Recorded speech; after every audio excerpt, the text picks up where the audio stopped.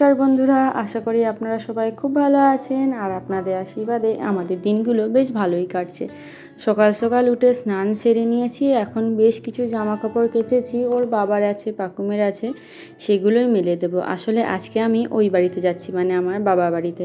তাই যাওয়ার আগে যেখানে যা জিনিসপত্রগুলো পড়ে আছে সেগুলো গুছিয়ে গাছিয়ে রেখে দিয়ে যাচ্ছি। আর ওর বাবার বেশ কিছু জামা কাপড় ছিল, সেগুলোও কেচে দিয়ে যাচ্ছি। আমি মোটামুটি 7 দিন মতো ওখানে থাকবো, তাই এই 7 দিনে ওর বাবার যেন কোনো অসুবিধা না হয়, তাই প্রয়োজনীয় জামা কাপড়গুলো সব কেচে দিয়েছি। পরশু দিন তো লক্ষ্মী পুজো ছিল, কালকেই ঠাকুরের বাসনগুলো সব মেজে গুছিয়ে দিয়েছি। আজকে ঠাকুর ঘরে আসার পর দেখলাম আর অল্প কিছু আছে, সেগুলো একটু মেজে নেব। আর এই দেখুন না, আমাদের ঘরের লক্ষ্মীকে যে শাড়িটা পরানো হয়েছিল, সেই শাড়িটা তো পুকুরে গিয়ে আগে ঠাকুরকে বিসর্জন করতে হয়, তারপর খুলতে হয়। যাই হোক, সেই পুকুরে না প্রচুর বালি আছে, তাই নতুন শাড়িটা বাড়িতে আনার পর মামনি ভালো করে কেচে আগেই মেলে দিয়ে গেছে। পুজোর দিন তো উপোস ছিলাম, সে যতই যাই কাজ থাকুক না কেন, আমি দেখেছি পুজোর দিন কি তাড়াতাড়ি সব কাজ মিটে যায়, কিন্তু একবার পুজো হয়ে যাওয়ার পর তখন যেন আর কাজ করতে মনই চায় না। বিশেষ করে কাল দিনটা কী যে কুড়েমি লাগছিল, মনে হচ্ছিল কোনো কাজই না করি। আর মামনি আর আমি বসে বসে তো খানিক গল্প করেই কাটালাম। তারপরে এই দেখুন, আজকে আবার যে যা কাজ শুরু করে দিয়েছি সকাল থেকে। আমারও সব কাজ মোটামুটি ছাদের কমপ্লিট। এবার শুধু যাই পুজোটা সারি।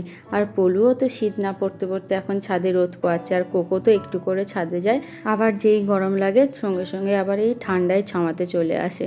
এই দেখুন, বাসনগুলো সব জল ঝরে গেছে, এখন টুকটুক করে এগুলো গুছিয়ে ফেলি। আর কালকে জানেন ঠাকুরের এই বইটা না জলের মধ্যে পড়ে গেছিলো। এখন দাঁড়ান একটু রোদে দিয়ে দিই। মামনি বললো জানলাতেই দিতে, পরে বইটা মামনি গুছিয়ে রাখবে। ভেবেছিলাম ছাদেই দেবো, কিন্তু ওই যে পল্লুটা বসে আছে, জানেনই তো ও কেমন বদমাইশ, সব জিনিসই নষ্ট করে দেয়। দাঁড়ান, বাসনগুলো এবারে তুলে তুলে গুছিয়ে নিই। আর কয়েকটা আছে, সেগুলো নিয়ে গিয়ে ঝটপট মেজে নিয়ে সেগুলো আবার এরকম উবুর দিয়ে দিতে হবে। জানেন তো, প্রতি বছর আগে আমরা এইরকম টাইমে, মানে লক্ষ্মী পুজোর পরেই যাই দক্ষিণ 24 পরগনায়, মানে আমার দেশের বাড়িতে, মানে আমার বাবার অরিজিনাল যেখানে বাড়ি সেখানে। কিন্তু লাস্ট 2 বছর আর যাওয়া হয়নি। এই বছরটা ভেবেছিলাম যাব, জানেন তো, কিন্তু বিশেষ কিছু কারণবশত আর কিছু কিছু কথা ভেবেই পাকুমকে নিয়ে আর গেলাম না। ভাবলাম একেবারে ডিসেম্বরে যাব। তাই জন্য এই কটা দিন মায়ের কাছে, মানে এই বাড়িতে আমি চললাম। আর নিচে নেমে এসে দেখুন পুজোর মুরগিগুলো পাকুম কেমন খাচ্ছে। ওর না এই মুরগিগুলো খুব পছন্দ হয়েছে, ঘুরতে ফিরতে দিলেই খেয়ে নিচ্ছে, আর না দিলে বারবার কৌটো দেখিয়ে চাইছে।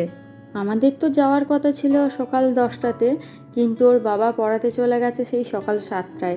আস্তে আস্তে 11:30 12টা বেজে যাবে। দেখলাম ওর বাবা আসুক, তারপরে ওর বাবার সাথে দেখা করে তারপরেই যাব। আর ওর ঠাকুমায়েরও দেখলাম তাড়াতাড়ি রান্না হয়ে গেছে, বললো রান্না যখন হয়ে গেছে দাঁড়া সোনাকে একটু খাইয়ে দিই। ওর জন্য একটু ভাত করেছি, আর ও ওইদিকে খাচ্ছে ঠাকুমায়ের কাছে। আর আমিও দেখলাম চা রান্না হয়েছে, বললো যাওয়ার আগে একটু খেয়ে যা, তাই আমিও খেতে বসে গেছি। আসলে কি বলুন তো, আজকে মানকচু বাটা করেছে। আমার আবার মানকচু বাটাটা না খুব ভালো লাগে, তাই আমিও একটু ভাত খেয়ে নিলাম। এই দেখুন ওর বাবা চলে এসেছে, পাকুমকেও রেডি করে নিয়েছি। ওর বাবা আর ঠাকুমা গল্প করছে, সেই সুযোগে আমিও কোকো আর পলুকে একটু আদর করে চলে এসেছি। আমাদের কোকোর তো খুব মন খারাপ হয় যতক্ষণে আমি বাইরে থাকি। এই দেখুন ব্যাগও তুলে ফেলেছি, এবার স্কুটিতে করে বেরিয়ে যাব। স্কুটিতে উঠে আর ভিডিও করা হয়নি, তার কারণ পাকুম তো আমার কোলেই ছিল। আর ওর বাবা আমাদেরকে নামিয়ে দিয়ে ফিরে যাচ্ছে। ওর বাবা সাধারণত এখানে রাতে থাকতে চায় না, কিন্তু দুবেলাতেই আসে আমাদের সাথে দেখা করার জন্য। এবার এমন কপাল, ওর দাদুর বাড়িতে আসছি, অথচ মেয়েটা দেখছি সকাল থেকেই ফ্যাঁচ ফ্যাঁচ করছে, নাক দিয়ে সর্দি আসছে, আর একটু ঘ্যান ঘ্যান করছে। আগের বারেও যখন এসেছিলাম তখনও সেম হয়েছিল। যাই হোক, ওর মাসিকে ফোন করলাম ডাক্তারের কাছে নাম লিখিয়ে দেওয়ার জন্য। ওর মাসি ডাক্তারের কাছে নামটা লিখিয়ে দিয়েছে। ওর বাবা আসলে সন্ধেবেলায় যাব। আর আমি আসলে বাড়িতে জ্যাক তো আগে থেকেই চলে আসে, নয়তো জ্যাক দুবেলা খালি খেয়ে দিয়ে পালিয়ে যায়। একমাত্র যখন আমি এসে থাকি তখনই ও বাড়ির মধ্যে এসে থাকতে চায়। যাই হোক, তারপরে গেট খুলে ওকে আমি ঢুকিয়ে নিলাম। তারপর আমি আবার একটু দুপুরের দিকে, মানে ওই 2:30 3টের দিকে একবার ভাত খেলাম। পাকুমও খেয়েছিল, ব্যাস। তারপর এতদিন পর বাড়িতে এসেছি, মায়ের সাথে গল্প করতে ব্যস্ত হয়ে গেছিলাম, আর ভিডিও করা হয়নি।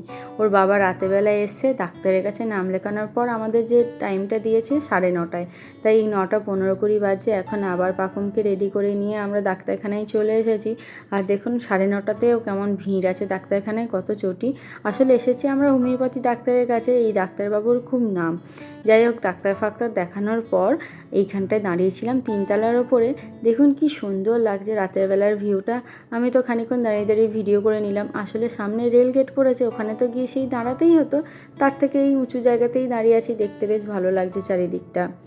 তাহলে বন্ধুরা আজকের মতো ভিডিওটা এইটুকুই থাক। যদি ভালো লেগে থাকে তাহলে কিন্তু একটু কমেন্টে জানাবেন, সাথে একটা লাইকও করে দিন।